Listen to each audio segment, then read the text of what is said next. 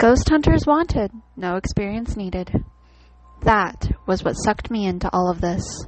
That stupid ad. They even used the Ghostbusters logo. Totally illegal, sure, but it's a Facebook ad and who cares, right? The familiar logo caught my eye, the text made me laugh, and I thought, sure, why not? And I clicked their stupid ad. Past Owners. That was the name of their show. Well, show. It was going to be a YouTube channel. You know the shtick. Going into haunted properties, talking up the murderous history, getting excited every time there's a squeak or a draft. Kenna was convinced that she had an angle, though. Nothing to do with the ghosts at all. Her hook was SEO and targeted marketing. She was fresh out of some ad school and full of ideas about how to reach untapped markets and build a following. Her idea was this. Even people who don't care about haunted houses in general care about haunted houses in their town, right? People like hearing about themselves, and their hometown is enough of a part of themselves to scratch that itch.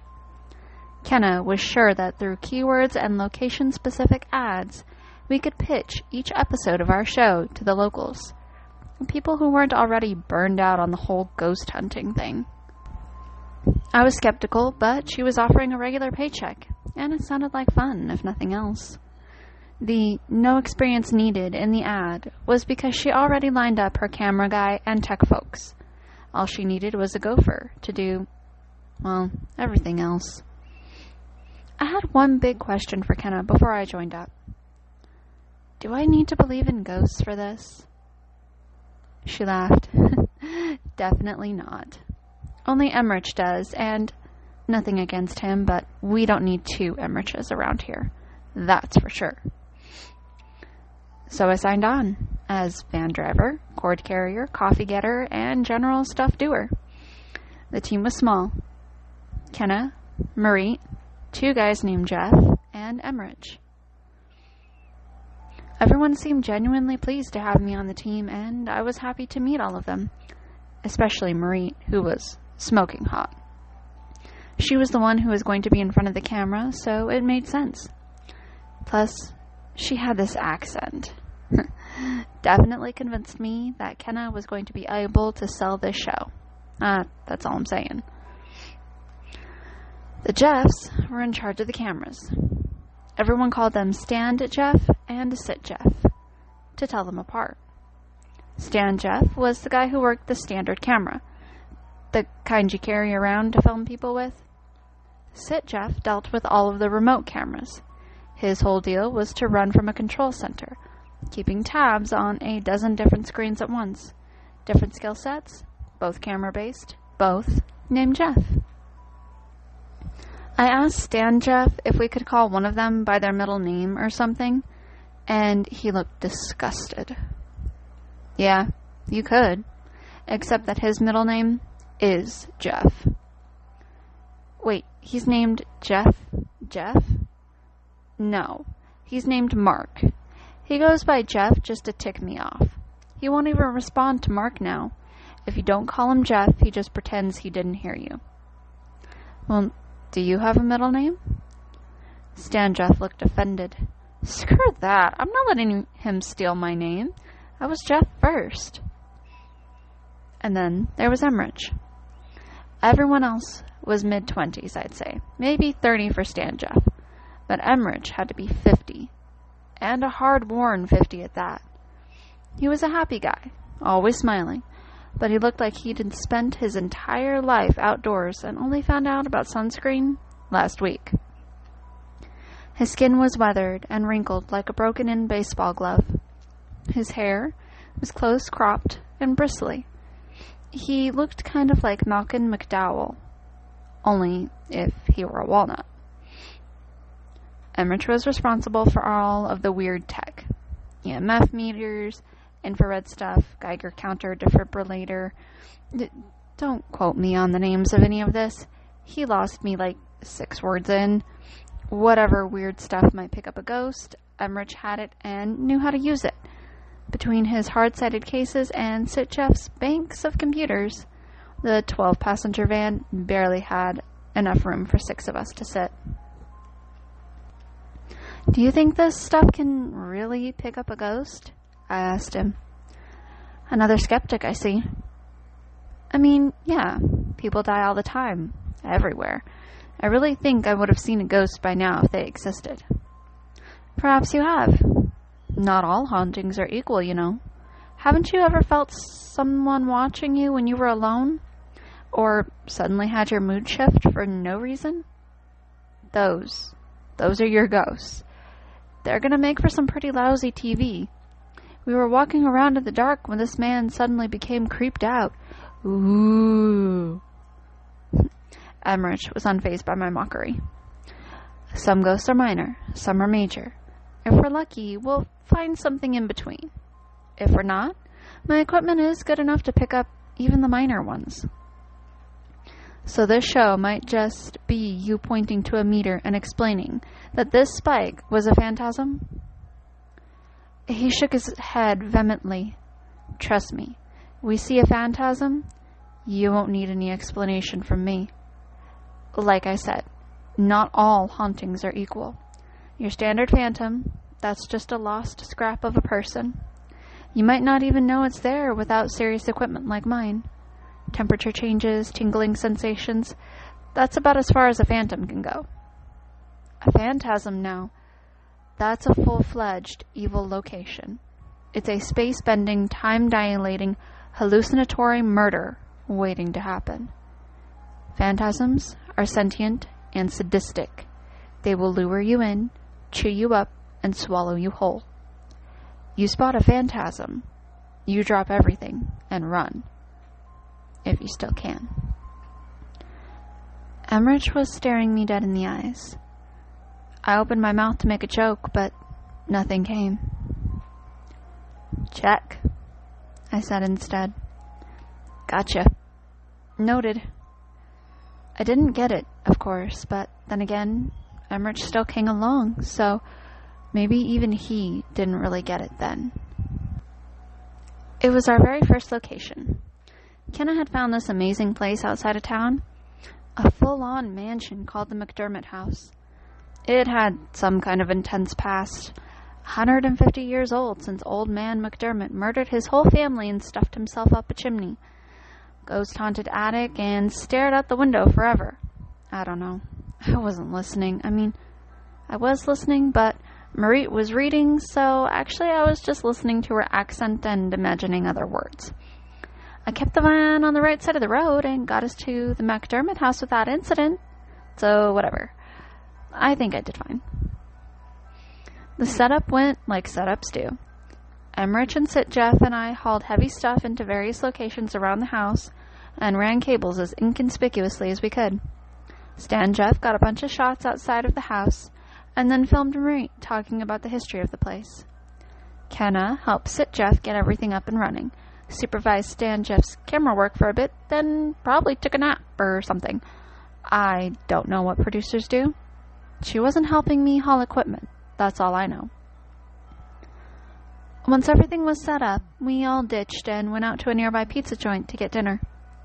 Kenna wanted to wait until sunset to get started, so we ate dinner and cracked jokes until dusk, then headed back to the house. Sitjeff parked himself behind his display of monitors and declared that everything was rolling and ready to go. Stan, Jeff, and Marie took a thermometer and an EF meter and wandered off to film various rooms. Emmerich had me grab some more eccentric machines and follow him off to take soundings or something. Kenna was off on her own, I thought at the time. Looking back, it was probably already too late to save her. Emmerich and I were down in the basement when my walkie cackled to life. "Where are you guys?" "Basement. Camera 4? I flashed my light up at the wireless camera we'd fixed to the wall earlier, reading the tag. "Yeah, 4. "No." The walkie cut in and out, erratically, frizzing with static. "Here, but..." Nothing but static came from the walkie. I waved my light at the camera again. "See the bright light? That's us." So, I took a picture of the camera and texted it to Sit Jeff. Moments later, my phone buzzed with a response. It was a photo of the camera banks, centered on the monitor labeled Camera 4. It showed an empty basement room, the same one we were in. I glanced over at Emmerich's machines, which were completely silent. Emmerich was tapping on the walls. Both of us were completely visible to the camera. Ha ha, I wrote back. Earlier picture, very funny. Text me if anything's really going on. On the walkie, I said, basement's looking quiet. Stan, Jeff, Marie, anything up where you are? Come up, said a voice on the walkie. It didn't sound like either of Jeff's, and it definitely didn't sound like Kenna or Marie. Jeff? That you? Come up. I looked over at Emmerich, who shrugged. Nothing down here, he said. We were almost out of the basement when Emmerich paused. How many stairs were there on the way down? He said. I don't know, like 10, 12? There were 13 now. Okay, so it was 13. What, is that an unlucky number of stairs? I don't think there were 13 on the way down. Man, if there are 13 stairs on the way up, there were 13 stairs on the way down. That's how stairs work. There weren't 13, he said mullishly, shaking his head. I sighed and pushed past him. The ground floor was quiet. I thought about shouting, but something held me back. Instead, I reached for the walkie again. What room are you guys in? Come up. Upstairs, then. We're on the ground floor. Up. Thanks, man. Real helpful. I turned to Emmerich. Up, then. He looked concerned. I want to swap out some of the equipment. Back in the main room, the chair in front of the banks of monitors sat empty. Emmerich and I exchanged glances. Sit, Jeff? I said into the walkie. Where'd you go, man? I'm with the others. Come up. All right, I said, uncertainly eyeing the monitors. I couldn't see anyone on any of the screens. Emmerich is just grabbing some stuff. Come up and join us. Okay, yeah, we'll be right up. I flinched as Emmerich pressed a small box into my hand. What? I started to say, but he pressed 2 fingers against my lips. For the first time since I'd met him, he wasn't smiling. He tapped the box in my hand, which had a post-it note on it. Turn this to max, it said. The box had a single dial, like a car radio knob. It had 2 rubber antennas sticking out of the top, and its back was a single speaker. I gave him a questioning look. If you need to, he told me. Not before. I don't think... Emmerich put his 2 fingers against my mouth again. With his other hand, he pointed down the unlit front hallway. In the gloom, at first I couldn't see what he was pointing at. Then, with a shock, I realized the front door was gone. The large wooden door with its half circle of leaded glass above the rectangular window panes down either side was no longer there. Instead, the hallway terminated in a small alcove with a chair, lamp, and end table. It would have looked like quite a cozy reading nook, had I not known that it should have been the way we entered the house. I tried, but he pressed his hand against me harder, mashing my lips into my teeth. The walkie crackled to life again. Come up. Let's go up, Emmerich said. He held up a box identical to the one he'd handed me and looked at it meaningfully, then back at me. They're waiting for us.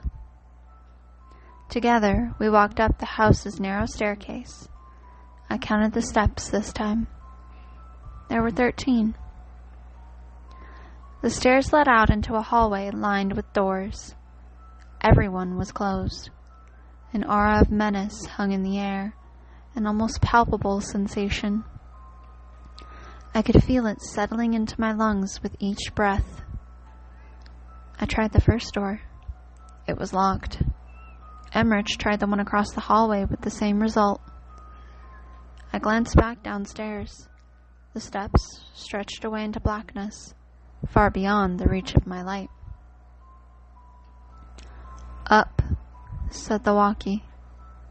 At the end of the hallway, a set of folding stairs led up into a gaping hole in the ceiling. I cast a pleading look at Emmerich. He gripped his little plastic box and walked toward the stairs.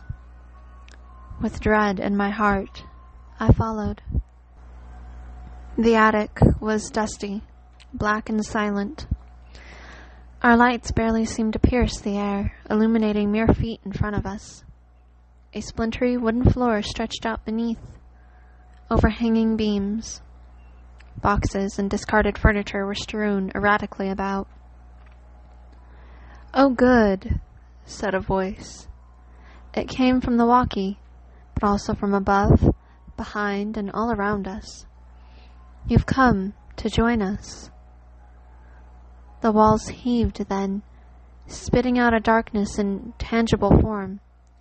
I dove for the stairs, fully willing to crash headlong down them, but instead skidded off bare wooden planks. Laughter echoes as I scrambled to my feet, searching desperately for an exit that was no longer there. Behind me, heavy footsteps thumped across the floor, and static crackled. "What? No! No!" shouted a facsimile of Sitjeff's voice. I whipped around but saw nothing. Instead, a hand caressed the side of my cheek, and I heard Marit's soft voice in my ear. "We've been waiting for you." A rough hand grabbed my other shoulder then, spinning me away. "Up! Move!" shouted Emmerich, pulling me to my feet. He dragged me across the attic, our footsteps drowned out by the cacophony of voices calling out from around us. Phantom hands grasped at my arms and clawed at my face, but Emmerich's presence was more solidly real than any of them.